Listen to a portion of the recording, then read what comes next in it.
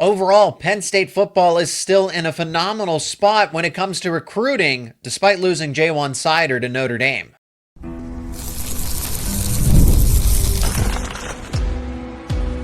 You are Locked On Nittany Lions, your daily podcast on the Penn State Nittany Lions. Part of the Locked On Podcast Network, your team every day. You are locked on to Penn State football, particularly some Penn State football recruiting. I'm Zach Seyko, the host of Locked On Nittany Lions, and in this show, I'm going to be joining the portal as a special guest to talk to Brian Smith about how Ja'Juan Seider affects Penn State's recruiting and where the Nittany Lions stand going forward. And to discuss all things Penn State, Zach Seyko of Locked On Nittany Lions. Thank you very much for joining the show, Zach. Seider is an elite recruiter. I've said it many times on your show when I visited yours, and that's great. But Penn State, it's not the hardest school to recruit to say it mildly, because it's got a lot of tradition. It's the only prominent program truly on the East Coast in any shape or form. No offense to Syracuse or Rutgers, but Maryland, it is what it is. So they have a lot of land to hit, that they're the most prominent program and close. What do you think this is going to do to Penn State short-term, long-term? Who picks up the pieces on the staff? Have at it. So short-term, if we're talking about Nicholas Singleton, Kaytron Allen, I don't think there should be any fear about losing the two co-starters. Now, don't get me wrong. Ja'Juan Seider played a hand in getting both of them to return for senior seasons. I mean, these guys, according to Mel Kiper Jr., whatever you think of the ESPN draft analyst, he had them respectively at 5 and 6. That's good enough for no later. And I know running backs getting drafted, it's different now in the modern age of football, but that's still a third round grade, maybe a second round grade if they, do well at the combine, do well at the pro day. So they were pretty set up to at least have a chance at being drafted relatively high, but the idea to come back and play for a national championship, Ja'Juan Seider certainly had to re-recruit them to, hey, this makes sense for both of you, and now he's out of the picture. So that's just an interesting detail and an interesting wrinkle to all of this. Am I overly concerned that they lose Cam Wallace or Quentin Martin or Corey Smith? More so than I am Singleton and Allen. I think those two are locked in because they're starters. Nothing changes. And then they would have to learn a new offense, a new system. And then speaking on behalf of Notre Dame, they don't really need running backs right now. But when I think about this, Jeremiah Love's going to go into the NFL draft with Singleton and Allen after this season for 2026. I don't know Aeneas Williams or Jadarian Price's timeline or anything like that, but at least the starting running back spot opens up. Ja'Juan Seider has strong relationships with Wallace, with Quentin Martin, Corey Smith. Those are all former high-profile recruits. Any of those guys, maybe they take a chance, go to Notre Dame, continue to learn, get acclimated, and then they get a chance to start for the Fighting Irish in a year's time. So there's a lot of, you really have to circle around and kind of justify that. It doesn't ultimately make too much sense. There's Tyke Hayes, there's Jabri Wallace-Coleman, right? But it's just still, Notre Dame set at running back. I'd understand if they needed a starter, needed some depth pieces, maybe, but they don't. They're pretty set. Jeremiah Love's pretty good. Yeah. And then long term, that's where it gets interesting. Class of 2026, you've talked about him. Messiah Mickens. Class of 2027, Kemon Spell. These guys are going to be conservatively top 10 at their positions. I'd even argue that Kemon Spell is probably going to be a top 50 overall recruit in the class of 2027, but that's so far out.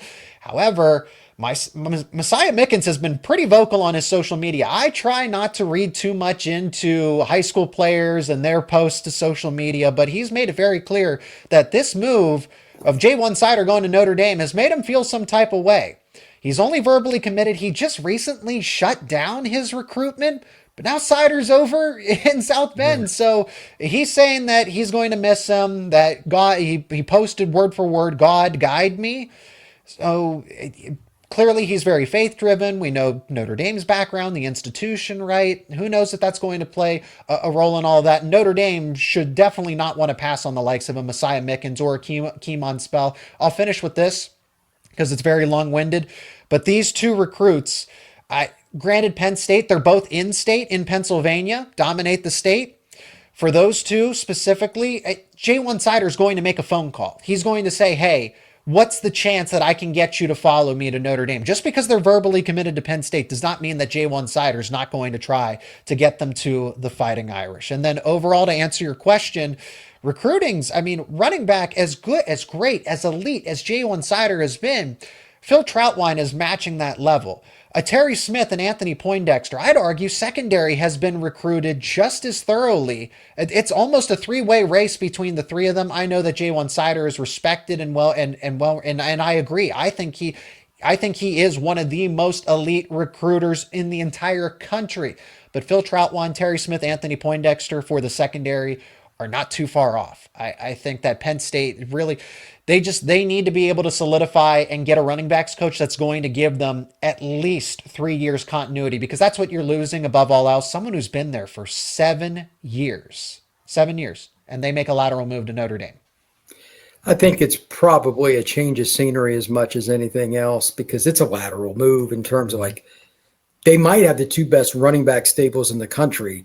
I don't care which one you want to pick, 1A, 1B. I think Penn State's a little more top heavy, but Notre Dame's depth is really, really good. And he's not going to be lacking for talent in South Bend. So I get that. So maybe it's just a change in scenery. I don't know. Pay raise. I mean, Notre Dame can certainly. Oh, I'm sure there's no question about that. They had to financially make it worth his while, because it is a lateral move. And what I don't understand is Ja'Juan Seider interviewed for the Florida Atlantic head coaching job. And from what I've gathered, he was a serious contender. So for him to make a lateral move, like, we know that here's the reason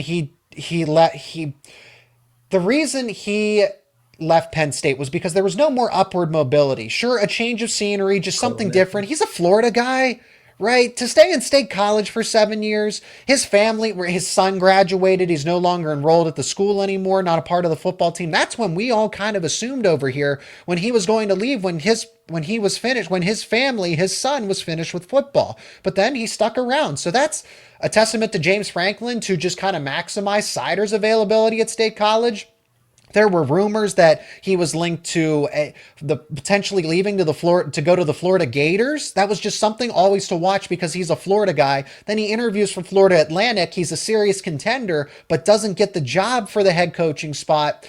And now he makes this lateral move. So I wonder what his upward trajectory is at Notre Dame. Talking to Locked On Irish, talking to Tyler, who does a great job over there, it seems like he's in the exact same situation of, are you going to eventually be an offensive coordinator? Because I can understand that maybe being subtly bitter.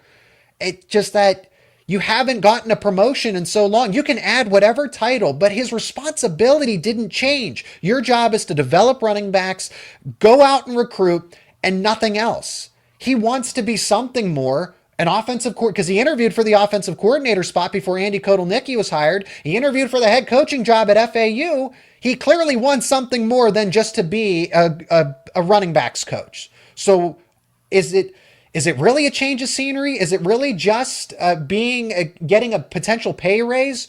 Or is Notre Dame maybe offering him something that Penn State couldn't? And maybe that's a promotion in-house in 2-3 years' time. Who knows? Notre Dame's OC, much like Penn State's, is one of the best in the country, and he's not going anywhere. I know. Maybe there was a disagreement, and I am 1,000,000% speculating here. There was a rift on the staff there had to be something, because there's no upward mobility at Notre Dame either. Now, I'm sure salary is important, but it's not like he's hurting either. So we'll see how that goes. When we come back, we're going to talk about Penn State did a great job in the 25 class. They're off to a fast start in 26, but who do they need to get? What's going on with in-state recruiting? We're going to talk about that next here on The Port. After the holiday hustle, there's nothing like giving your home some tender, loving care, and I always find that decluttering and refreshing my space helps me get back into a routine. Whether you're tidying up, clearing out, or just want to give your space a new look to start off the new year, WayFair has everything you need, all within your budget. I just actually bought a desk that I'm putting together in my front room for my new computer setup, and I got it for under $130 on WayFair, and it was delivered right to my door, no problem. That's why I like it. Cheap, and it's also very easy and convenient. So they have everything for you for what you need, and there's something for you, me, or anybody else that goes on to WayFair to fix up their house, their apartment, or whatever they do, make sure that you check out WayFair. Give your home a refresh it needs with WayFair. Head to wayfair.com right now. That's wayfair.com. WayFair, every style, every home.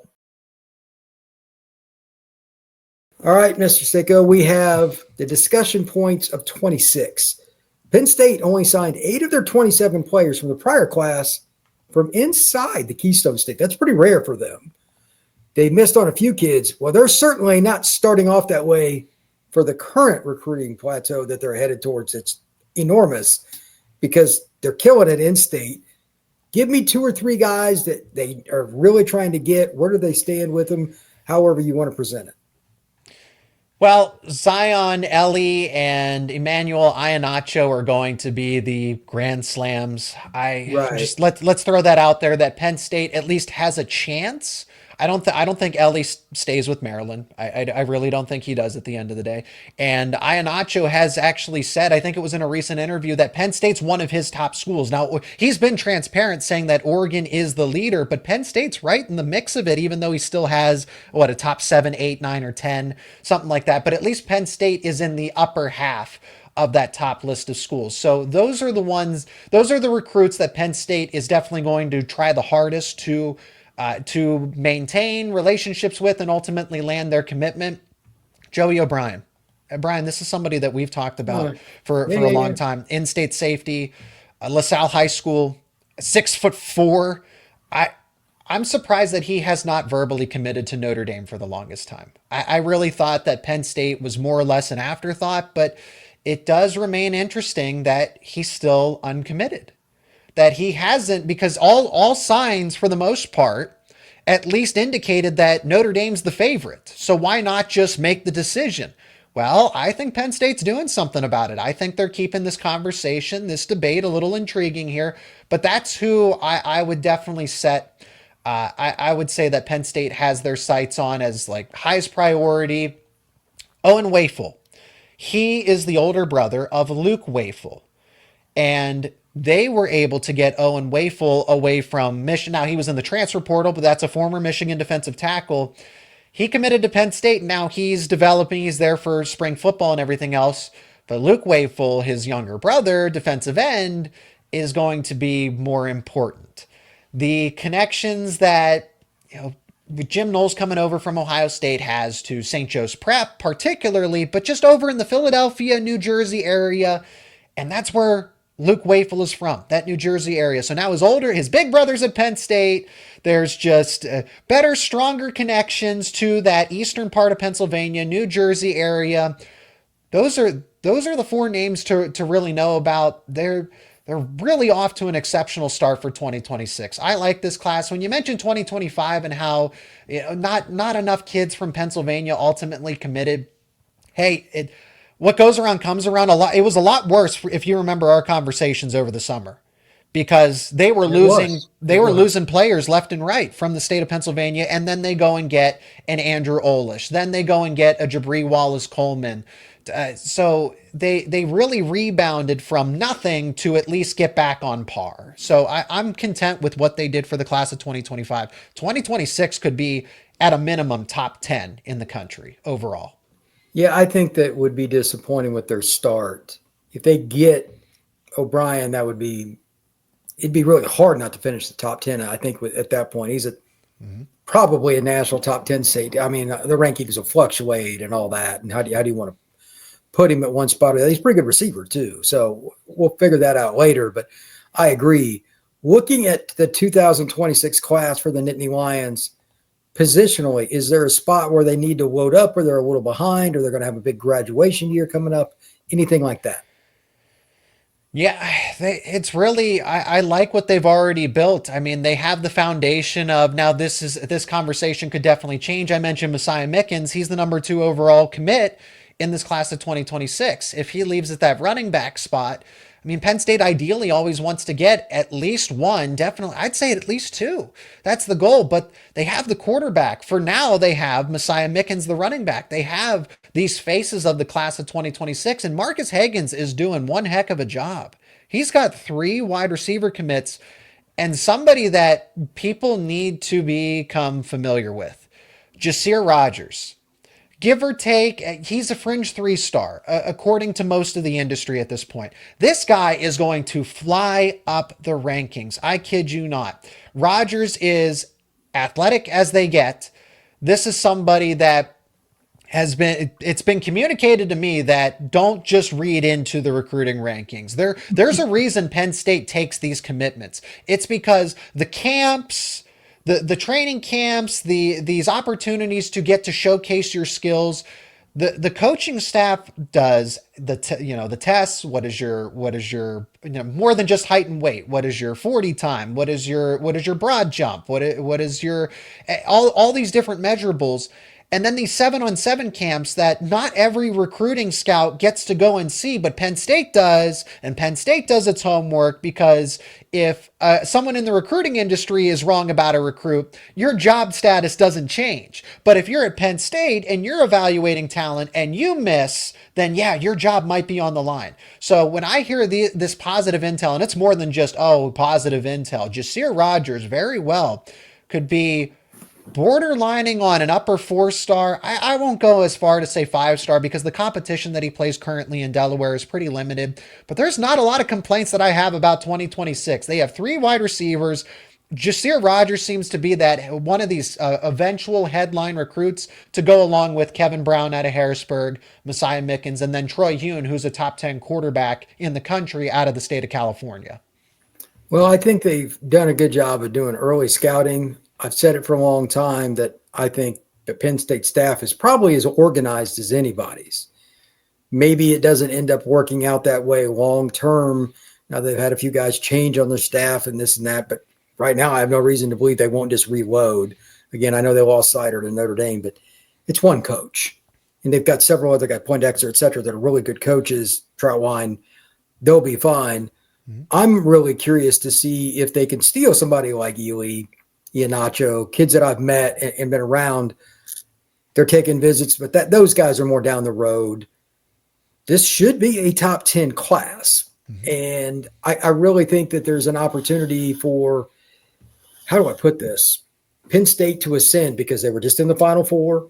Yeah, they were really close to making the national title game. And above all else, they just look the part. Like, it looks like, okay, this team's really close. I could be the one to kind of help get over the top. That's how I would try to sell it if I was James Franklin to an elite recruit, Iheanacho. Pick the guy you want. I think Penn State can do that.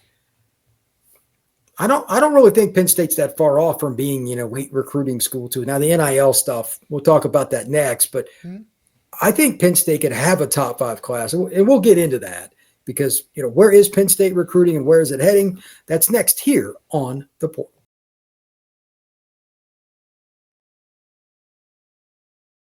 NIL has been a discussion point for every school and their fan base. You and I have talked about it with Penn State. They are not the most aggressive up front traditionally. Has that or has that not changed? Is that going to impact 26 recruiting? I'd imagine it will, at least a little bit. But I want to hear from what you've heard. Is Penn State a little more willing to pay some guys in some way, shape, or form? How the contracts are structured, by the way, changes person to person. That's a big deal. What have you heard, Zach? Well, NIL is still, it's taboo, right? It's paying players, and I'm not saying so. Penn State's caught up, and I forget what outlet it was. Maybe it was The Athletic. I don't want to incorrectly attribute to what it was, but basically a major publication posted the top 10 schools in terms of revenue, which included NIL estimates. And Penn State was number 7. So Penn State has certainly caught up with the times in terms of, hey, this is how you have to compete. This is what you have to do. They are creating a front office like structure to at least just take some pressure off the coaching staff, and trying to do the negotiations are going to be handled by a completely different department. And Pat Kraft, being the athletic director as he is he's not only catching Penn State up, but he's also putting Penn State in front of it. They're developing other programs to allow players, athletes across the board. This is more than just football, but to be able to maximize their NIL ability. Is Penn State going to do the things that SEC schools with a lot of money, and maybe money that they don't know what to do with, or money that they think they have and they don't, Miami, allegedly, right?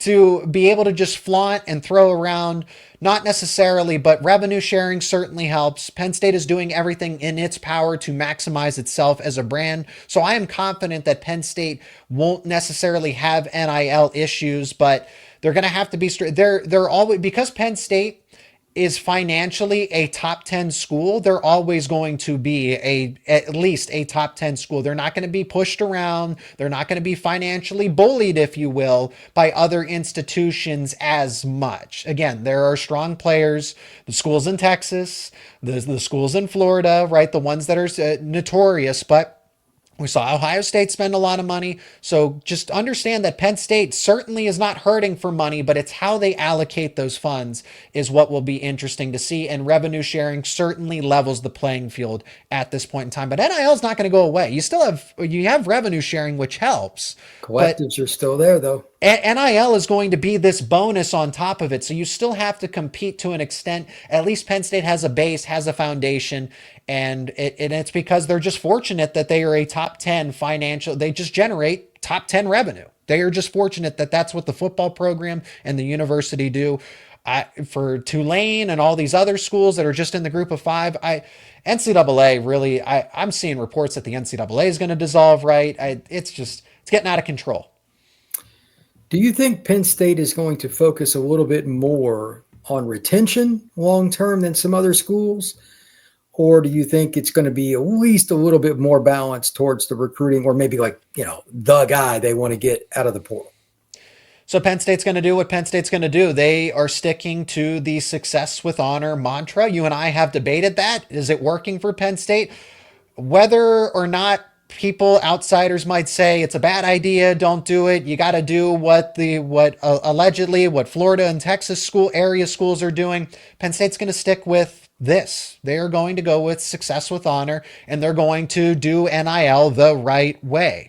So that means that, yes, they are going to focus on retention, and we've already seen that in real time. They brought back Drew Aller. They brought back Nicholas Singleton and Kaytron Allen, Denai Dennis Sutton, Zane Durant, Zachy Wheatley. All of those guys should have gone into the NFL draft, and they didn't. They came back for a final season, and I got to imagine there were some financial incentives involved, because Denai Dennis Sutton could have been a second-round pick. Drew Aller could have been a first-round pick. That's not a hot take. That is on potential alone. Some franchise would have taken Drew Aller in the first round of the 2025 NFL draft, whether the internet comments agree with it or not. That's just a fact of the matter. So for Aller to sacrifice first-round money in 2025, it had to financially somewhat make sense for him to come back to Penn State. So Penn State is certainly focused on retention. They don't want to play free agency in the transfer portal. James Franklin has made that very apparent, that they are going to build through high school recruiting and keep a foundation, keep a base, and then go get complementary players in the transfer portal and not play free agency. That's just not how they want to do it. And then they want to follow the success with honor. Well, that's fair. That's fair. I think that Penn State, they're one or two recruits away per season. Elee, Iheanacho, again, those are easy picks. O'Brien, if they get into a tough situation at the end where it's really torn between them and Oregon for Iheanacho, just hypothetical. Right. You're not going to, quote unquote, outbid Oregon. They have the greatest booster in the history of boosters. He owns Nike. I'll let you figure that one out. Yeah, and Penn State's a Nike school too, so it's really interesting ironic there. Yeah. It really is ironic. But you can be competitive. How they structure it, how do they make it work for each player? That's more important from the conversations that I've had with a lot of people than just the totality of the number. Some kids need certain things, need help with, the financial aspect of it, having the right financial advice. There's a lot of ways you can help the kids with the money they get. So I think Penn State will be just fine. Last question for you. Do you think they will get a spike in recruiting and or the portal, for that matter? Because we got another portal window coming up after spring ball. For those who don't know, it's a 10-day window. Kids can get in after they have their spring practice. Do you think they will get a little bit of a boost because they were in the Final Four? I mean, they should, and they're still kind of hurting at some positions. Obviously, wide receiver is going to come to mind. 100%. They need another guy, definitely. So, and they might lose some players along the way. I don't know for this. This is purely speculation, but when you are as deep as you are at running back at offensive line, there just might be some natural attrition. I'll tell you what Penn State needs. Penn State needs wide receiver depth. Penn State needs defensive tackle depth, and they've been looking around for a linebacker the past few portal cycles, but it hasn't really materialized. Defensive back is really deep. Safety, cornerback, Jim Knowles runs a 4-2-5, which is great because then they have five defensive backs on the field. So there's definitely, so they already got a King Mack into the fold. I mentioned Owen Wafel, or so King Mack's that safety. He's going to factor into some starting time. So Penn State's already begun to solidify itself through the portal. Again, that's not the means that they want to go through. They'll go get some complementary players, guys that make sense, but they're not going to try to get into a bidding war for the player that's rated per On3 24/7 as the number one overall transfer portal prospect or whatever have you. They would rather focus that on Elee, Iheanacho, trying to, again, having prospects like a Troy Hune be happy, right? Troy Hune's coming from California. You mean to tell me that there is no incentive from NIL, right, to go all the way 100%. across the country? And I'm not trying to imply that Troy Hune is doing it solely from the money, but it has to make it. Penn State is working from a completely, the way that Penn State wants to position itself is more than just being a big spender. They want to create this comprehensive experience where you get the education, you also get the personal finance education. That's what Penn State's really emphasizing, going back to my point about how they create this initiative to basically turn athletes into pro business managers when all's said and done. You don't know if you're going to have athletics for the next 10, 15, 20 years. So why not basically pick up somewhat of a business minor just by being an athlete at Penn State? And I think that's where the success with honor comes into play, is that it's more about the comprehensive experience and learning how you can maximize your personal value while you're at Penn State, after you leave Penn State, more than just, hey, here's an upfront check. And I think that's more valuable at the end of the day than getting that upfront NIL check just to play football for 2, 3, 4 years because you have the portal. You have the portal. There you go. Zach, I appreciate it as always, buddy. Tell everybody where they can find your work.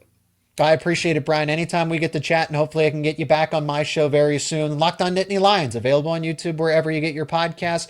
Recruiting's going to heat up very soon, just like the weather. So I'm very eager to have you back on the show to debate some, especially these commitments, because we are almost in recruiting season.